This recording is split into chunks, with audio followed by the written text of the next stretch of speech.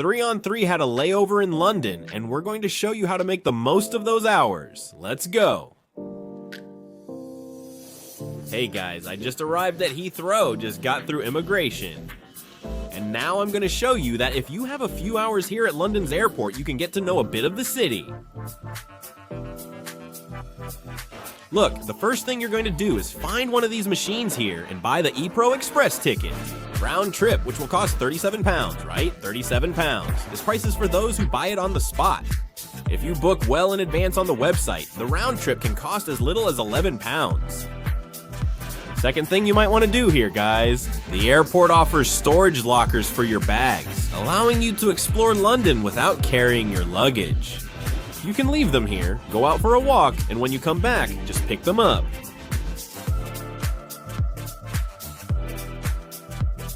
The next step is to take the train, right? You're going to take the Express, the Heathrow Express. It gets to the center of London in 15 minutes. Let's go. Just follow the signs and you'll get to the right place. Express train to London. The Heathrow Express is by far the best option if you have little time here in London. The fastest option is a 15-minute ride to Paddington station. For a cheaper alternative, take the regular underground if you have more time.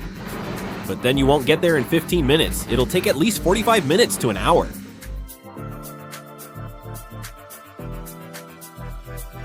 The train has arrived. Let's get on it. You have to pay attention to get into the right class. If you bought the cheaper ticket, it's the regular class. But there are some cars that are first class, so get on the right one, otherwise you'll have to pay a fine if someone catches you there.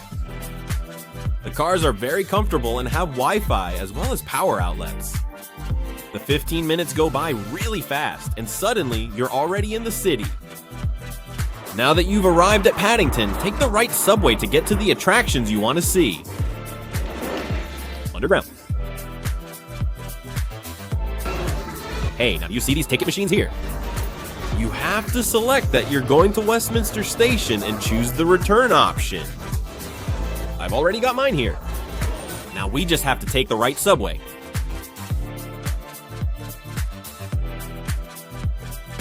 The correct line is the yellow one, heading to Westminster. Let's go! We chose Westminster because that's where 3 of the most iconic places in London are. Make sure you get on the right subway, the yellow one. The same line has both yellow and green trains.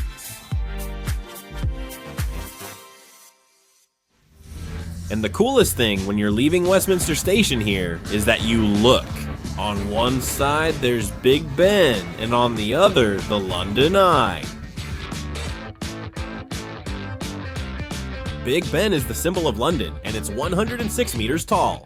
It was built in 1858, and actually it's called the Clock Tower because Big Ben is the name of the bell inside. Right next to Big Ben. There's also Westminster Abbey, which is where royal weddings take place, right? It's in this Anglican cathedral that the weddings and funerals of the royal family and British personalities are held. There are guided tours for £20, but if you just want to see the main nave, you can check the service times on the website. Well, we've already seen Big Ben here, Westminster Abbey. Now let's cross the River Thames to see the London Eye. You just have to cross the River Thames, going over Westminster Bridge. Big Ben to the Ferris wheel is under 1 kilo each. A ride on the London Eye costs around £30 per person and lasts about 30 minutes. But keep in mind that the lines are huge. We suggest buying your London Eye ticket in advance online to secure your preferred time slot. I ended up not going up because I didn't have time, so I decided to enjoy the view since I haven't had lunch yet, fish and chips. I'm a real tourist today. We showed these spots as they're nearby. And if you don't have much time in London, it's ideal for you to get to know at least a little bit of the city. If you like the tips, don't forget to subscribe to our channel and leave your like. More details in the video post at treecenters.com. Thank you and see you next time.